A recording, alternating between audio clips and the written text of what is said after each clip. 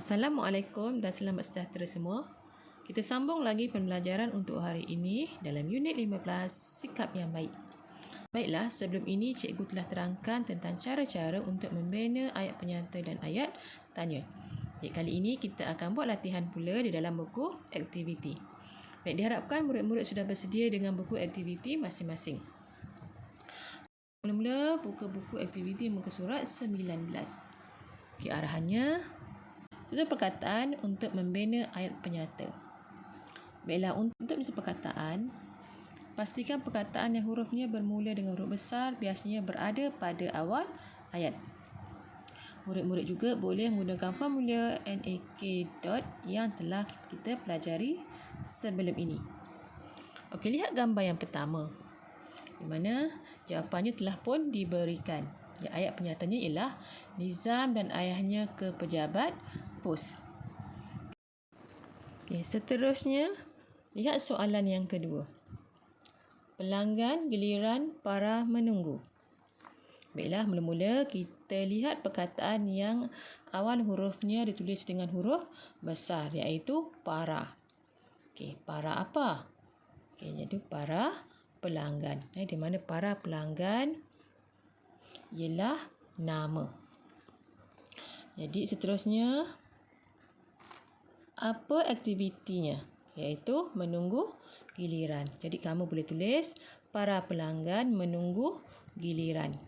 Kemudian jangan lupa letakkan tanda nokta pada akhir ayat. Okey, soalan yang ketiga.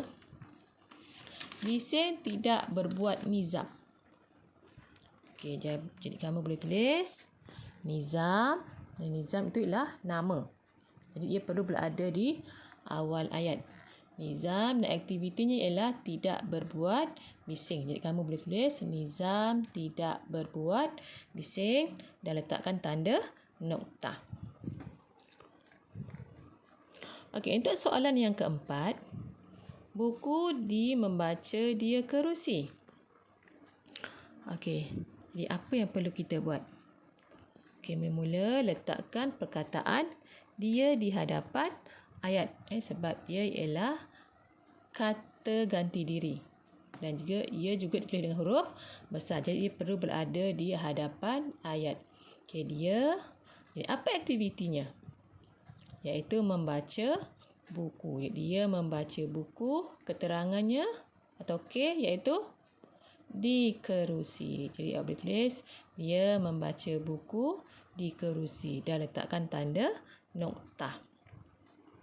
Okey, yang terakhir, Nizam membayar ayah kaunter bil. Jadi apa yang perlu kita buat? Mana namanya? Okey, iaitu ayah Nizam. Jadi nama kita boleh tulis ayah Nizam. Jadi aktivitinya membayar bil dan keterangannya di kaunter. Jadi kamu boleh tulis ayah Nizam membayar bil di kaunter. Dan jangan lupa letakkan tanda nokta. Okey, kita teruskan lagi dengan latihan muka surat 20. Okey, jadi apa arahannya? Tulis ayat penyata berdasarkan gambar. Jadi di sini ada 5 gambar. Jadi kamu dikendaki membina ayat penyata berdasarkan gambar tersebut. Okey, gambar yang pertama. Okey, suasananya iaitu di dalam kelas. Okey, jadi lihat ayatnya. Murid-murid berdiri semasa. Jadi ayat ini tidak lengkap. Di mana ia tidak mempunyai keterangan. Okey, jadi lihat murid-murid itu termasuk dalam kategori apa? Okey, murid-murid ialah merujuk pada nama. Jadi murid-murid berdiri itu ialah aktiviti. Dan keterangannya ialah apa? Okey, biasanya murid-murid berdiri itu agak-agak kenapa?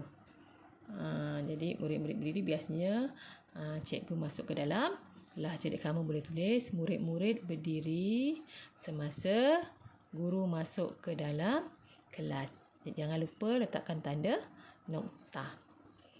Okey, seterusnya gambar yang kedua. Suasananya iaitu Sewaktu hendak menaiki bas. Di ayat ini juga telah diberikan nama, iaitu kata ganti diri, iaitu mereka, dan juga aktivitinya ialah beratur. Jadi kamu perlu lengkapkan keterangannya. Bila agaknya waktu mereka beratur itu. Okey, jadi kamu boleh tulis mereka beratur sewaktu menaiki bas sekolah. Ataupun kamu boleh tulis mereka beratur sewaktu menaiki bas sekolah. Kemudian letakkan tanda noktah. Okey, seterusnya yang ketiga. Dalam ayat tersebut telah diletakkan nama Nizam. Okey, jika kita lihat gambar, apa aktivitinya? Iaitu memasukkan sampah ataupun membuang sampah. Jadi kamu boleh tulis aktivitinya ialah membuang sampah, iaitu Nizam membuang sampah. Keterangannya, okey, di mana Nizam membuang sampah? Iaitu di dalam tong gitar semula. Jadi kamu boleh tulis Nizam membuang sampah ke dalam tong gitar semula. Okey, seterusnya yang keempat. Okey, di sini tidak diletakkan nama. Jadi kita lihat gambar. Jadi suasananya gambarnya iaitu di taman permainan. Jadi kita boleh letakkan nama di situ. Okay, siapa nama yang perlu kita letakkan? Okey, jadi kamu boleh pilih Jagu ataupun Nizam. Terpulang Jadi cikgu letak Jagu. Okey, apa aktiviti yang Jagu buat? Iaitu menyapu sampah. Keterangannya di mana? Di taman permainan. Jadi kamu boleh tulis Jagu menyapu sampah di taman permainan dan akhirnya letakkan tanda noktah. Okey, gambar yang kelima. Okey, gambar seorang lelaki sedang memasukkan wang ke dalam tabung. Okey, jadi kita boleh letakkan namanya ialah siapa? Okey, kita boleh pilih ayah. Okey, ayah, aktivitinya memasukkan duit. Keterangannya ke dalam tabung. Tabung apa? Tabung bantuan mangsa banjir. Jadi kamu boleh tulis ayah memasukkan wang ke dalam tabung bantuan mangsa banjir dan kemudian letakkan tanda noktah. Okey, cikgu harap kamu faham dan boleh buat. Okey, kita teruskan lagi. Muka surat 21.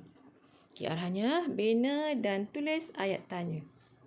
Jadi untuk membina ayat tanya, kita perlu lihat jawapan yang telah diberikan. Bila soalan 1, apakah? Okey, kosong. Jadi jawapan yang diberi ialah sudut bacaan yang hendak kita sediakan.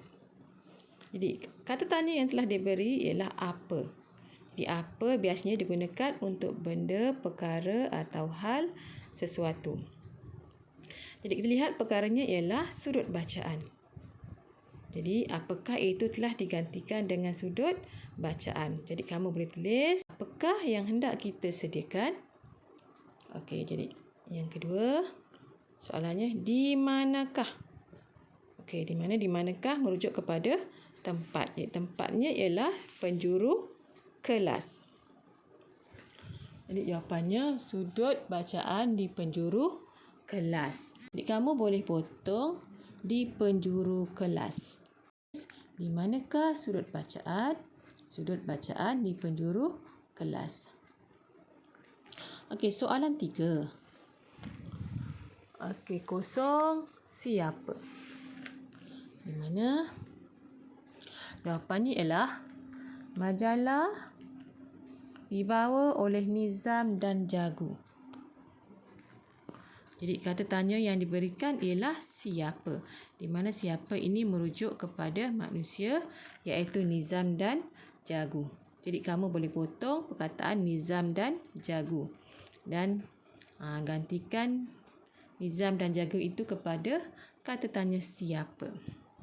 Jadi kamu boleh tulis majalah itu dibawa oleh siapa? Jadi majalah itu dibawa oleh Nizam dan Jagu. Okay, seterusnya yang keempat, kata tanya yang diberi ialah bila. Di mana bila merujuk kepada masa atau waktu. Okay, jawapan yang diberi ialah kita hendak menyediakan sudut bacaan esok. Waktunya ialah esok. Jadi perkataan esok tu perlu dipotong. Kemudian gantikan dengan kata tanya bila. Jadi kamu boleh tulis kita hendak menyediakan sudut bacaan bila? Jawapannya kita hendak menyediakan sudut bacaan esok. Okey, yang kelima, soalan terakhir, apakah kosong? Jadi jawapannya ialah tujuan sudut bacaan diadakan agar murid rajin membaca. Di mana kata tanya yang diberi ialah apa? Jadi apa itu boleh merujuk kepada tujuan. Okay, tujuannya ialah agar murid rajin membaca. Di mana potong ayat tersebut. Kamu boleh tulis apakah tujuan sudut bacaan disediakan? Tujuan sudut bacaan diadakan agar murid rajin membaca. Lihat pula muka surat 22. Okay, arahan. Lengkapkan dialog dengan ayat tanya. Okay, Farhana baru berpindah ke sekolah Dewi. Dia berbual-bual dengan Dewi. Ataupun Dewi hendak berkenalan dengan Farhana. Jadi banyaklah soalan yang akan dia kemukakan kepada Farhana. Okey, yang pertama, Dewi nak tahu nama Farhana. Apakah soalan sesuai untuk Dewi berikan kepada Farhana? Kita lihat dulu jawapan yang Farhana berikan. Nama saya Farhana binti Hasnan. Okey, jadi apa soalannya? Di mana nama itu merujuk kepada orang, nama orang. Jadinya kata tanya yang sesuai ialah siapa. Okey, jadi kamu boleh tulis siapakah nama kamu? Di mana perlu letakkan partikel kah kerana siapakah itu terletak di hadapan ayat. Jadi Farhana jawab, nama saya Farhana binti Hasnan. Seterusnya, Dewi nak tahu pula tempat tinggal Farhana. Jadi Farhana jawab, saya tinggal di Kampung Permata. Jadi Kampung Permata itu merujuk kepada tempat. Jadi kata tanya yang sesuai ialah mana. Okey, jadi kamu boleh tulis, di manakah kamu tinggal? Jadi Farhana akan jawab, saya tinggal di Kampung Permata. Okey, seterusnya. Okey, Farhana jawab, saya berpindah ke sini minggu lepas. Okey, minggu lepas itu merujuk kepada waktu. Jadi kalau waktu, kata tanya yang sesuai ialah bila. Jadi jawapan yang sesuai, kamu boleh tulis, bilakah kamu berpindah ke sini? Jadi Farhana jawab, saya berpindah ke sini minggu lepas. Okey, seterusnya, soalan seterusnya. Dewi nak tahu pula apa pekerjaan ayah Farhana. Jadi soalannya, jawapan Farhana ialah pekerjaan ayah saya ialah guru. Guru itu merujuk kepada perkara. Jadi Dewi boleh gunakan kata tanya apa. Okey, jadi soalannya atau soalan yang boleh digunakan ialah apakah pekerjaan ayah kamu? Jadi pekerjaan ayah saya ialah guru. Okey, yang terakhir, Farhana jawab, ayah saya mengajar di Sekolah Kebangsaan Pulau Libaran Sandakan. Jadi apa soalan sesuai untuk ditanyakan kepada Farhana? Jadi Dewi boleh bertanya, ayah kamu mengajar di mana? Jadi ayah saya mengajar di Sekolah Kebangsaan Pulau Libaran, Sandakan. Baiklah, setakat ini sahaja pembelajaran kita untuk hari ini. Baik, cikgu harap kamu dapat menyiapkan semua latihan yang telah kita bincangkan sebentar tadi. Okey, jumpa lagi di lain masa. Sekian, terima kasih. Bye.